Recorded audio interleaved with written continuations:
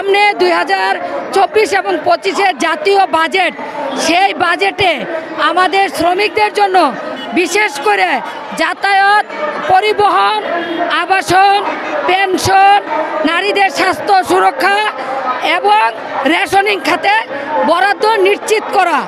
আর যেসব কারখানায় day care centre নাই সেই সব কারখানায় ডে কেয়ার সেন্টার নিশ্চিত করা এবং বাংলাদেশের নারী শ্রমিকদের, বাংলাদেশের সরকারি শ্রমিকদের মাতৃত্বকালীন ছুটি 6 মাস, আমাদের নারী শ্রমিকদের 4 মাস। আমরা চাই 6 মাসের আইন করা হোক।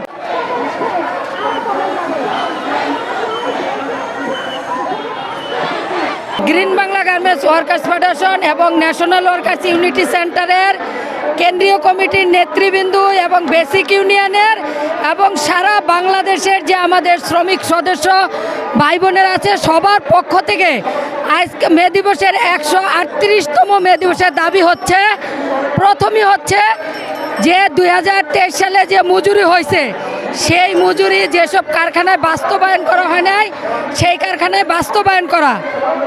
আর সরকার বলছিল 12,500 টাকা মজুরি দেব, তার সাথে শ্রমিকদের জন্য রেশনিংয়ের ব্যবস্থা করব। সেই রেশনিং ব্যবস্থা এখনো করে নাই, সেই রেশনিং ব্যবস্থা নিশ্চিত করা।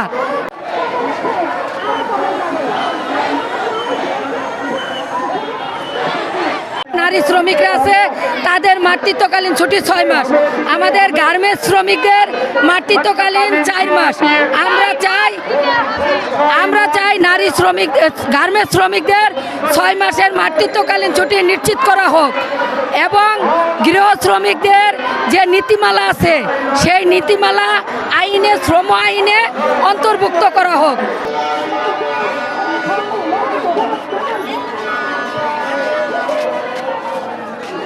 এবং গৃহ শ্রমিকরা কর্মস্থলে নিরাপদ যে কাজ করে সেখানে অনেক নির্যাতন, যৌন নির্যাতন, মানসিক নির্যাতন, আর্থিক ক্ষতিগ্রস্ত হয়।